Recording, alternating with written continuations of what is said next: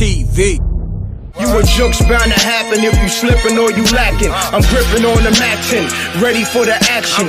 Shots to make you break dance and have you do a backspin.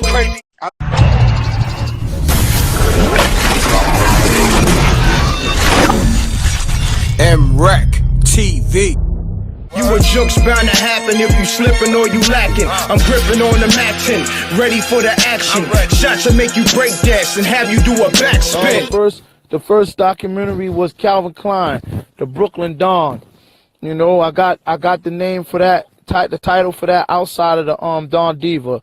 You know, when I was searching for gangsters, he popped up in the Don Diva. Back in the day, man. You know, my first joint, I think I started on his in 2006. And you know, I looked him up, found out what he was, and then I went into it, man. You know, that was the first joint, though. That's everybody loves that shit. It's a classic. Got you. Salute. So what intrigued you to do a whole documentary on Calvin Klein? Well, what started me to do the documentaries first, because I was into filmmaking. But it wasn't, now that I thought about it, because I remember we talked about it, it wasn't nothing special in the beginning. It was special when I started it, because I learned more about him.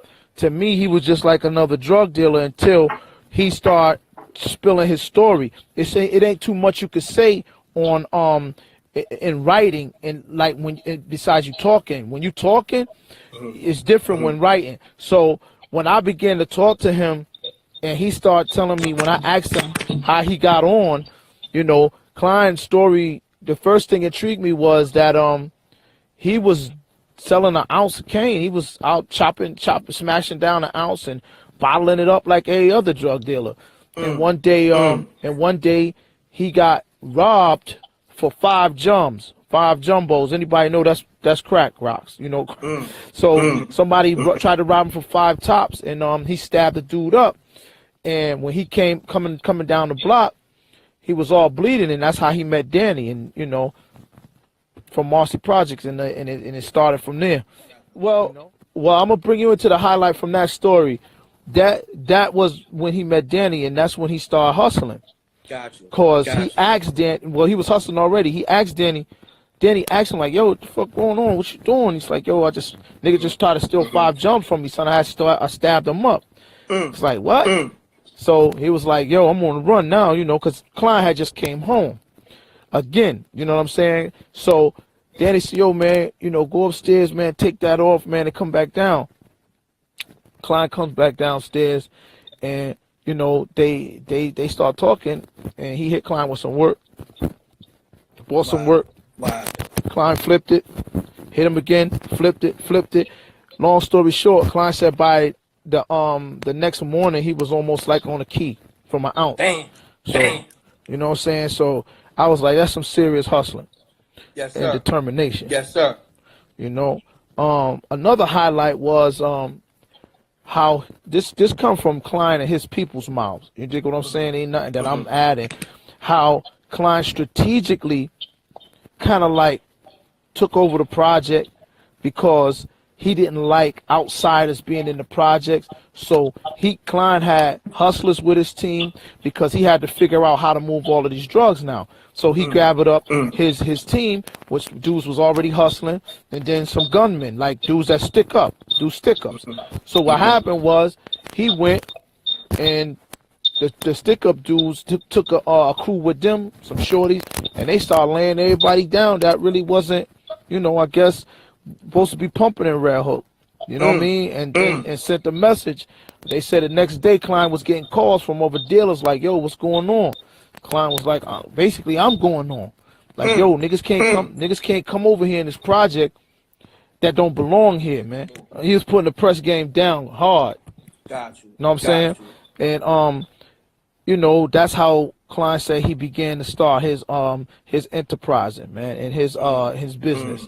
You know, I wouldn't say enterprising because that would be you dealing with a whole lot of different stuff, but that's how he started the drug trade heavy. That was in 1987. Those were supposed to be like some of the glory years, you know, late 70s all the way through the 80s for cocaine. You know what I'm saying? So that's how he got his. That's one of the major highlights that we highlighted in the documentary. Which after a while, Klein started getting so big, where I know it's a New York thing, but you know what I'm saying. After a while, I started seeing a lot of cats. He wasn't counting no more because he didn't have time to count it because they was making it so fast. So they was weighing it, and I guess a certain amount of weight was a certain amount of money. Dig what I'm saying? If you put so many 20s on one scale, I guess that's what the weight was. You know what I mean? That's what the money was. You know what I mean? So they didn't count it no more like that. You know? That was a little crazy, and you know, for them to be making $30,000-$40,000 in a few nights out there. You know what I mean? You know, he said he was getting paper like that. You know what I'm saying? So, you know, with the help of Danny Diamonds from Marcy, you know, I guess all of that was possible. You dig what I'm saying? So, cause Danny had Marcy Project. You know, the way it was taught to me that Jay already knew, Klein already knew Jay. That's how I got the story. You know what I'm saying? Klein knew all of them dudes. 50 Cent, the original 50 Cent. That's how he got his name, from the original 50 Cent. Calvin Klein. Oh, word? Yeah, his name is Calvin Bacote, but 50 Cent named him Calvin Klein. That's ill. That's ill. Yeah. Wow, that's ill. Wow, you know what I'm saying? Ill. You know, back then, I guess they was all out there at the Albee Square Mall. You know what I'm saying? It was crazy. Yeah, it was crazy. You know what I'm saying? Because in the beginning, you know, Klein and them, they was doing stick-ups. They was digging pockets and getting niggas on the train. They was robbing people on the train. Klein is a talker, man. He's an orator, man. You know what I'm saying? You know, you talk to Klein, man, he can sell you the Brooklyn Bridge, man. You know what I'm saying? So you just gotta once I ask him the questions, he take flight, man. You know what I'm saying? He just elaborate on the questions perfectly. I didn't really have to guide him like I had to do certain other people, which is cool. You know what I mean? A lot of cats in the street ain't used to being up on TV, you know what I mean, and being in that light. But Klein, that camera is something that Klein took to like a duck took to water, man. You know, that camera came on, he never stuttered. He ain't never trip up on. I ain't remember. It's like a rapper going in the booth doing one take. Dang. Real talk. You know what I'm saying? So anybody else, we throw the lights and the camera on, and they like, hold on, cut. Yo, what y'all want me to, you know what I mean? They don't know. You know what I'm saying? They'll talk to you regular before the cameras come on. So usually what I did was a trick. I would talk to them and talk to them and talk to them, and my man Bink, which was my partner and the cameraman, he would just turn the camera on, and it'll be rolling and they don't even know it. You know what I'm saying? So it could be natural and organic. Then it's natural. That's my style. That's the way I really like do my thing. You know what I'm saying? That's the best way to do it. That's the best way to do it. Yeah. That's what it is. That's what it is, man. So yeah, when I got with Klein through a brother named Love from Marcy Projects. He's a good dude. That's my man. I ain't seen him in years, but I got to him through that. You know, I had to break through certain boundaries, because when Klein came home, the people was acting like he was a celebrity. I was like, yo, I know dude was getting money, but it can't be this serious. You know what I mean? So when we really got to see him is when we started that day, and that was at Red Hook Day. Pee Wee Kirkland was out there, Bismarck, a bunch of people. You know what I mean? So yeah, they was doing their thing, and we got Pee Wee Kirkland on there saying some positive stuff. And basically, I massaged myself in the situation right then and there. We talked real quick. He said he had already heard it because Love had told him what it was. He was like, "Yo, man, let's go, homie." He said, "I wanted to be dope, though." I said, "Yo, man, you know, I'm just starting out, but I'm gonna try to give it my best shot." And he believed in me, you know what I mean, for what it's worth. And we took flight. You know what I'm saying?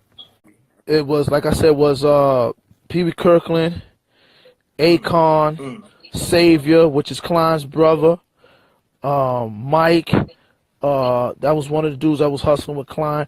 Oh man, it was a bunch of Klein's friends, and we didn't use the jewelry shop, dude. The dude was selling the diamonds and shit when Klein went to go get his convict chain, because Klein was down with Akon. He still mess with Akon to this day. You know what I'm saying? So what was some of the things Akon was saying on the documentary? he was telling, we asked him how he met him, because that's kind of crazy. You know, Klein came home. Klein was, if you watch it, he's in the Jeezy video with Akon. I remember that. Right, it's him, Beanie Siegel, and Akon. You know what I'm saying? And I don't know to this day, but he said he just recognized Klein was a genuine cat and Klein was a hustler. And boom, you know, Akon seemed like a genuine dude, man. He not no snob, man. If you about your business, I think Khan will mess with you. You dig what I'm saying? Got you. So Got you. that's how that went. That's what he told. That's what he told my man Bink, that he just felt that Klein was a genuine dude. He's a hustler. You know, he heard about him, and boom. You know what I'm saying? They locked in. Did Klein go into some of the stories, the hustle stories with Jay-Z? Nah, they didn't go into no hustle story. He ain't going no hustle stories because, to my knowledge, Jay wasn't hustling in no Red Hook, man. He never even hustled in Marcy. You know what I'm saying? Jay's thing, yeah, Jay's thing was in Baltimore with Headache, to my knowledge. And I'm telling you, as a researcher and a journalist, you know, Jay ain't hustling Marcy. I don't think Jay ever made a quarter in Marcy, man. According to the brothers in Marcy. His bones out of state. You know what I'm saying? So, you know, I never heard no hustle stories with him and Jay, because them dudes was on a different level, man. I think, man. You know what I mean? And Headache was on a different level. Headache, you know, that was Jay's man. They down Baltimore getting paper, and my man Love was down there with him. So I got reliable sources, man. Love was a thorough cat from Marcy, man. Well, the distribution came from a place called Big Apple, the same place that Troy Reed had his distribution at, and you know, I did a 5,000 copy deal with Eric. I got 20 grand, and we doubled back, and you know, bought 5,000 more and went on the road. Gotcha. You know what I'm saying? Because I didn't know the game like that. We was getting our DVDs, like I was getting other DVDs pressed up from Cam's. That was French Montana's people. Yeah, you know that's, what I mean? that's the homie. That's yeah, the homie. that's when they had the Cocaine City. You know, I don't even know where I bumped into Cam's at, but we was spinning around, and we had about to put another hip hop DVD out. The Flavor Link with the Rockefeller breakup, and we got 2,500 of Calvin Klein and 2,500 of the Flavor Link, and he made it. We gave him the money, and he went in there and did that. Pardon me. You know what I'm saying? Got you. So that's how that happened. Other than that, you know, we would go cross country and hustle the DVDs. You know what I'm saying? The business was he was receiving a cash. Once we finished, he would receive the money that we discussed, like as far as a percentage of what we made. So I didn't know the business that well. All I know is I struck a deal, and this white man up in the Bronx at Big Apple was messing with Gangsta Chronicles. You know what I'm saying? I really didn't know nothing about that. I didn't even know when we made it how we was gonna get no distribution. It's a regular underground documentary that we shot for a little bit of nothing. Okay, I was looking. I bumped into this dude. I'm trying to figure out where the hell how did I get it? But his name came up somewhere, and I called him. And I went in, and I started talking to him. It's like, yo, I'm DJ Raw Heat, man. I got a documentary called Gangsta Chronicles. And he was sitting in his chair. And Eric had a shotgun inside of the spot, man, in his office. You know what I'm saying? Double barrel. Yeah, he had the pump shotty in the joint. So, like, so soon you come in this office, you can see the shot. Yeah, you see it sit. Yeah, you see it sitting in the corner. A lot of cats was, I think Littles was dealing with him too at one time from Queensbridge. You know what I'm saying? A lot of cats was dealing with him. Sub-Zero, the nigga Fendi, And in fact, he was there when we put the documentary inside of the player and let him see it, because Bink had carried a documentary, a DVD player, put it inside, let him play it, let him hear it, let him see it. So he looking at it, Fendi was looking at it, like, yo, what you shot that with? And I just told him, you know, it was a Canon GL2 at the time that I had. He's like, it looked clear. Gotcha. So Eric wanted him to put it on there on his come up. He was like, nah, I ain't doing nothing but gravy, da-da-da-da-da. So I ain't saying nothing because I ain't asking. You know what I'm saying? I ain't that's Eric asking him. I ain't asking him to do nothing. You know what I'm saying? I don't even know you. I like your document. I like your hip hop stuff. Your DVD. Yeah, but I ain't asking him. Eric asked him. So he said, nah, he ain't doing it. I didn't take it no way. You know what I'm saying? Homie don't know me. So what happened was Eric said, let me take this home and look at it. Got you. He called me back within 24 hours and said, look, man, come back to the office in 2 weeks. I'm going to cash you out. I'm going to give you 20 grand. 20 grand. 20 grand. Yup. 2 years ago, man. Okay. What is it, 2020? Okay. He called me like the middle of 2018. It was in the summertime, man. You know, because Glaze started, you know, putting that footage out. And one of the joints was about Klein, because the reason why he put it out in the first place is because he heard what Klein said, that he was gonna kidnap Fat Cat baby mother first. But he said the dude King beat him to it first. And that's what made Glaze say, how you ever figure that you was built like that to do something to Cat baby mother, so you could hold her for ransom? What the hell I was gonna do? And he the underboss. Like, what you thought I was gonna do? You ain't basically Glaze got offended about that, because King, from what I did my research, you know what I'm saying, dude was a ruthless dude, you know what I'm saying? He, you know, so they the ones did that. You know what I'm saying? So if you look at the documentary, you'll see that they talk that them the niggas that put the mouse inside the bottle with the 3 bullets and shit. You know what I'm saying? So he was like, Klein, to his opinion, he was like, Klein wasn't built like that. How he gonna do that?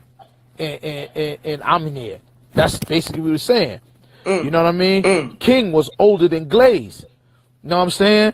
So he like, yo, and he was a thorough dude. He wasn't no chump. He was an older nigga, but he was thorough. You know what I'm saying? Gun game, knife game, hand game, whatever. You know, even though Glaze was on top of his game in the street, but hey, man, like, if you look at him, he always talk about he wasn't the only gangster. You know what I mean? Brooklyn got, what, over 2 million people in it, man. Facts. It's a bunch of gangsters, man. So that's what he got upset for. And he called me and he asked me, yo, I thought we was cool. I was like, yeah, we are cool, Klein. You know what I'm saying? I ain't got nothing against you, man. He was like, yo, you got this dude up there. I said, only thing I asked him was, I said, Klein, did you see Gangsta Chronicles on it? He was like, nah. I was like, then it ain't my shit. Because anything I do, it's going to have Gangsta Chronicles on it. He did it with Info Minds. Okay. He did it with Dude, and, you know, he was doing a bunch. He did one on Bimmy.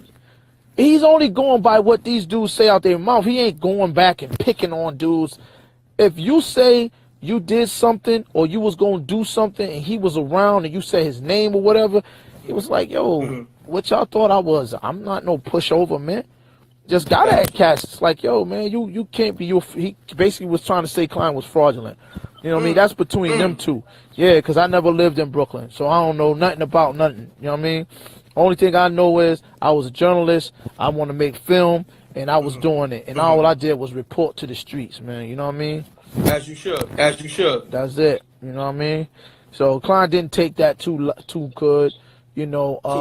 Too kindly. No, he didn't take it too kindly. Glaze didn't take it down either. You know what I'm saying?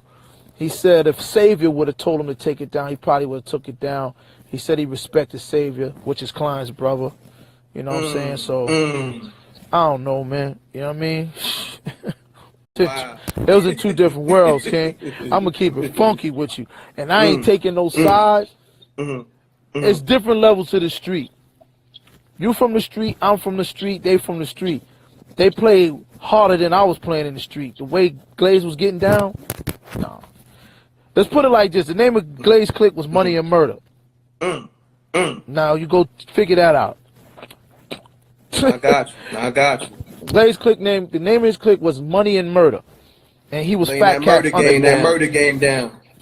And he was Fat Cat's underboss. So, and Fat Cat was probably one of the top 5 drug dealers in the city of New York at that time.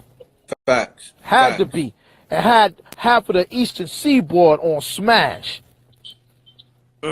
If anybody watched the film, they had a Chinese connect for heroin, man.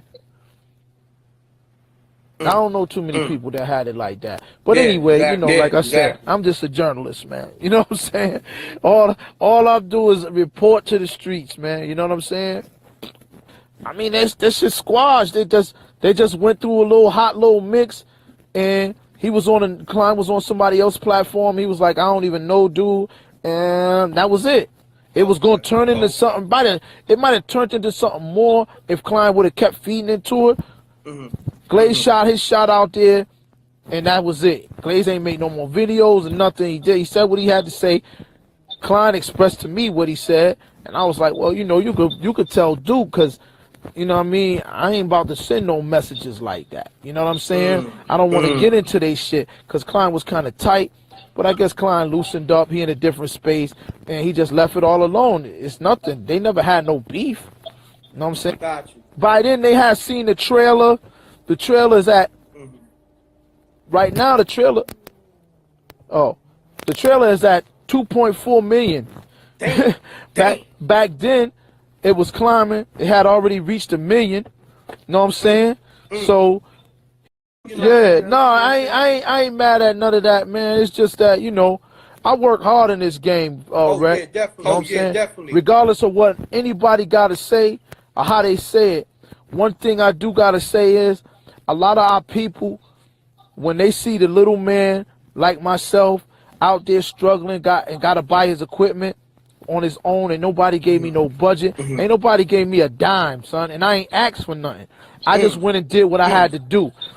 Then when you get it, then when these cats get BT or VH1 or somebody in their ear, they not giving you no bread. Like I'm the contract that I be making with cats.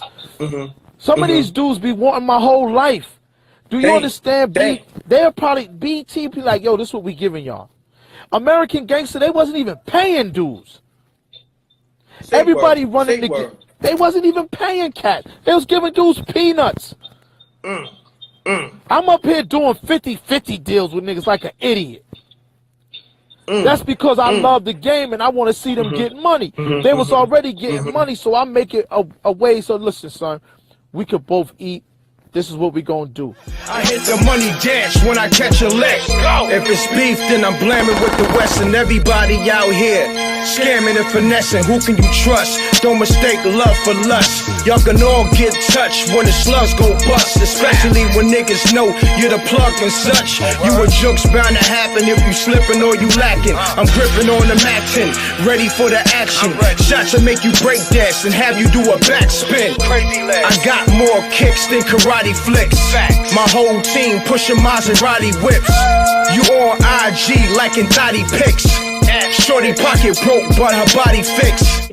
Peace, world. To promote your music or promote your business by placing an ad on MRecktv, contact mrecktvpromo, mrecktvpromo @gmail.com.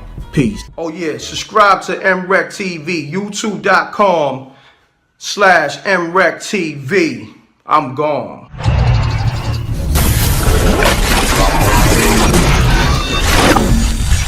MRecktv.